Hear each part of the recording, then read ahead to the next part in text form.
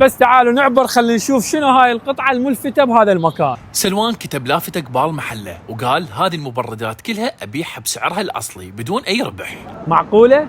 اسمح لنا نسولف وياك؟ تفضل استريح. شفت لافتة مخليها تبيع المبردات بسعر التكلفة، مو تكلفة عليك؟ لا، احنا جايين بها المواكب بسعر اللي علينا لأهل المواكب الحسينيات. إذن سلوان قرر يقدم خدمة لأهل المواكب بهذه الأيام بطريقته الخاصة. قدمت خدمة للناس، انا راح اقدم لك خدمة. خلينا نتجول داخل المجمع مالتك ونشوف شنو عندك وراوي للناس. كل المواد المنزلية موجودة بالمجمع. مثلا هاي الثلاجة. المجمع جملة ويبيع مفرد أيضا، والأهم عن طريق الكي كارد. ماكو شيء بالمحل ما بضمان.